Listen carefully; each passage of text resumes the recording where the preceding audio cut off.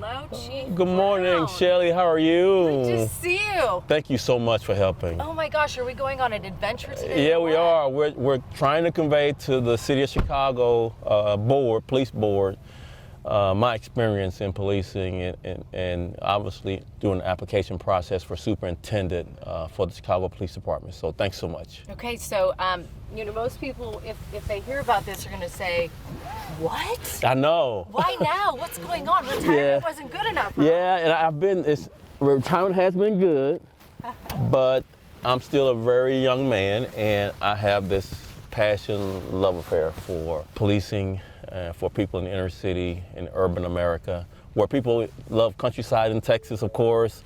I love city life. I love the city, and I love making people safer. Knowing you've done some homework. I have. Studying up. So I have. Do you have like a strategy, a plan in place that you can present to these folks to say, here's how I think I can reduce crime? Sure.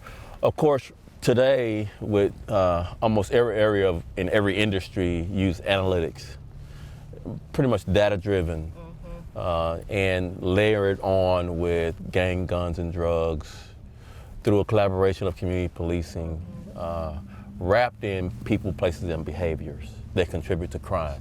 There's no cookie cutter that applies to a city. Learning a city, engaging your police folks, particularly your crime fighters in your department, using analytics, and making sure that it's a community policing effort. And you were one of the first ones, if I recall from reporting, to put a lot of data points into the Dallas Police Department. That was kind of a new thing under your tenure here. I am a little bit of a nerd, I admit. So I began with gathering the crime data as far back as we have collected here in Dallas. So we collected crime data back in 1930, beginning, and we put it on a big spreadsheet and looked at where we had not done a good job over the many years, and where we could improve, obviously, and where we had done a good job. And we looked at those strategies that happened in those years. We were very good in some years. In some other years, we did some strategies that just didn't work. So we made sure we didn't do the things that didn't work. I'm so aware, I'm a third generation Dallasite, so I'm aware of how citizens perceive the department based on my parents who experienced Jim Crow, and based on the very controversial 70s and 80s where we really needed to reform in the way we treated people. Police shootings where they just weren't justified and people weren't being held accountable. So again, I think you gotta take a look at the city of Chicago, what they've done well over a long period of time, and use data to drive the best things you've done to reduce crime, make people feel safer, and make people trust and believe in you as a department. Yeah. Okay, should we hop out for a quick second? Yeah, let's do it. Let's do it. Okay, yeah. Okay, so we're in the hustle and bustle, so the part of the urban core that excites you. Yeah. But how important is it that, the city and the police force, they reflect one another and it's not lopsided? Sure, so I'm gonna go back to my high school government class. My favorite teacher, Miss Battle, taught me this at South Oak Cliff High School, that government is representative. And particularly the more local the government, the more representative it should be. In other words, citizens should see themselves in government. It should be relatable. And so you transfer that to being a leader of a police department, diversity comes to the forefront. That you have to reflect the diversity of your city so that people can be relatable to government. So they feel like they have access, right? They have access, that I'm going to be treated fairly, that I see myself there. And sometimes that means having ethnic diversity. But what I like it to mean also is having more women, gender diversity in law enforcement. Really upped those numbers. Yes, and I'm a mama's boy, so it works easy for me. I'm very comfortable with strong women, but in the police world, women have a really tough time because it's a male-dominated field for many years. But the women that rise to the top are some of the best leaders you want to be around. So I made it a point to promote more women to the upper ranks.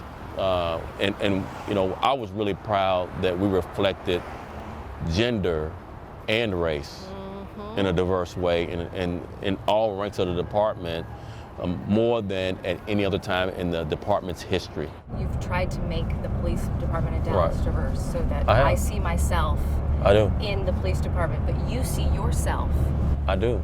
in other. I don't shy from the fact that I'm a black person, and I'm also a police officer.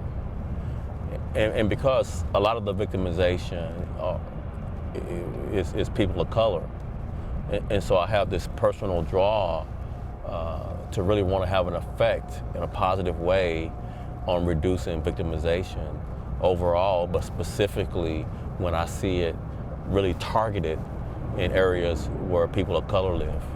And I want to be a part of that solution in Chicago, is reducing violence everywhere for everyone, but especially when it's targeted in areas where people are poor, there's people of color who don't sense that the system is treating them fairly and they can't get a break and they don't get the same kind of service. That helps me rise to the occasion because that's who I am. I know your mother kind of took things in a different direction and Yeah. put you in a school that, you know, helped a lot, but at the same time you're kind of in a neighborhood growing up where you were raised to not trust the police. Is that Very fair? much so. Yeah, very much so. I mean, nothing good came when the police arrived in my old neighborhood. You know, somebody was going to jail, basically. There wasn't an effort to come in and engage me as a young person. The younger you can create a perception of police in a positive manner, the better chance you have to at least get the benefit of a doubt when you're having to take enforcement action. Is that where Chief on the Beat came from? It is. It's where Chief on the Beat came from. It was an idea I had to engage young people in the neighborhood with their school. And so it's a big block party, big safety fair where police commanders had to attend. I attended, and we put on a show.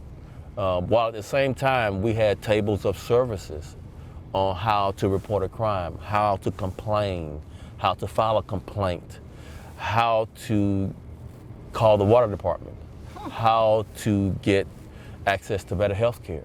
All these were services that were in Chief on the Beat while we had, the talented kid in the neighborhood play the trumpet. That's part of the agenda. And then we had the drill team come in and the band come in and then we, had sponsors for popcorn and hot dogs.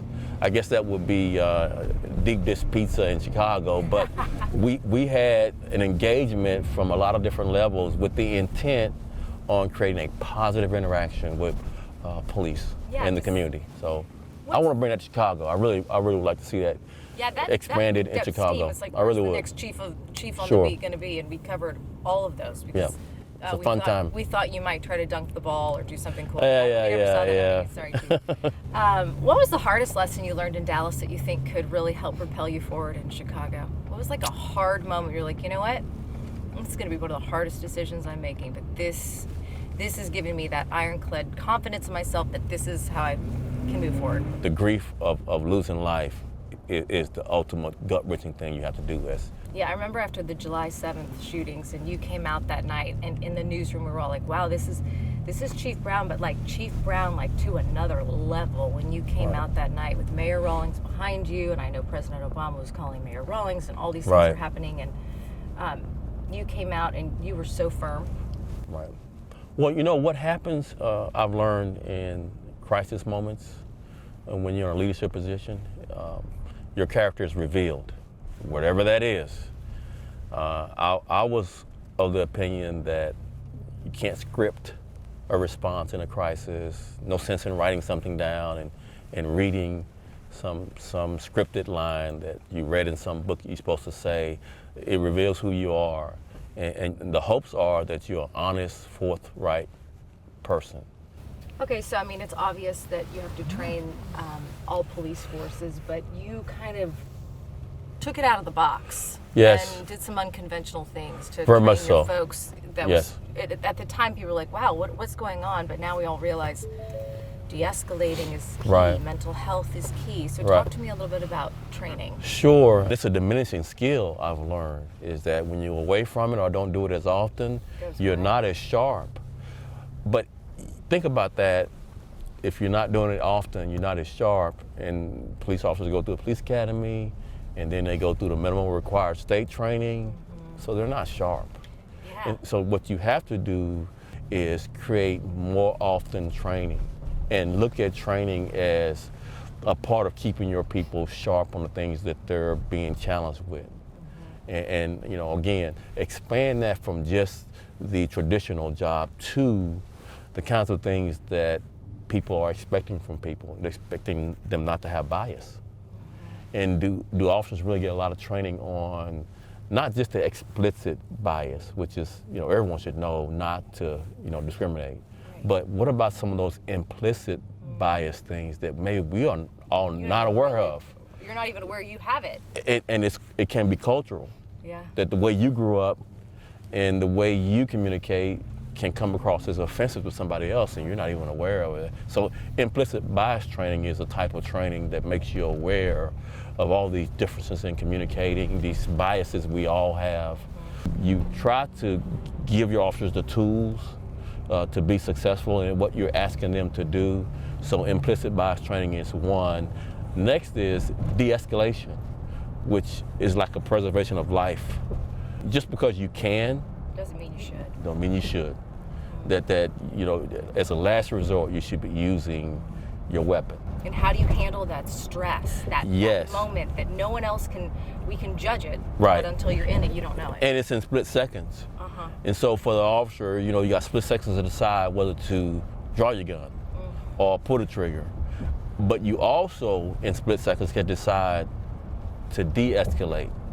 And you do that through creating time and distance. In other words, rushing up into a situation before knowing clearly what all the dynamics are is reducing your opportunity to protect yourself and protect others. But staying at a distance, behind cover, and communicating to who you want to obey your commands, give you time and distance to make a decision. And now every decision is not so split second. One of the things that people should know about policing is very high suicide rates. Many years more police suicides than in the line of duty deaths. Wow. But I serve on a board for mental health. I've got personal family members who experience mental health tragedies. 1 in 5 people in this country suffer from some type of mental health. 1 in 5. That's just the raw statistic. That's a lot of people. So, where one thing I learned is that ordering people to counseling is the worst thing you can do. The medical professionals, psychiatrists suggest making people aware of the things for them to be aware of. If you're experiencing this, if you're experiencing this, if you're experiencing this, and then making counseling something available without the stigma. And that's really important, not just to make officers aware of mental illness in the community, but also of the internal mental health challenges to be a police officer and face trauma and stress every day, and deciding sometimes life and death in split seconds. So this was a pivotal point, I think, when it comes into training and in your tenure here in Dallas, because what happened here could have just completely spun out of control. This is Dixon Circle. This is a predominantly black neighborhood, still fairly segregated, still fairly predominantly black. A white officer shot a black suspect who was unarmed. Without that, all we had was rumors. Yeah, just that right there alone would be enough to just ignite all sorts of problems. Sure. Just those basics. Sure. It's the lead story. It's the lead story on the news. Thousands of people came out from their homes and just gathered right in this area. And tensions were high. People were hearing what happened through rumors. And the rumors are never kind to police. So the rumors were he was shot in the back, running away. He was doing nothing. Officers just basically executed him for no reason. And I immediately knew this was a flashpoint, that I better get my butt in front of a camera and be honest to people about what we knew and what we didn't know. We talked about everything that happened from beginning to end. We talked about we still have to complete the investigation. It will still be referred to the grand jury for their decision on indictment or not.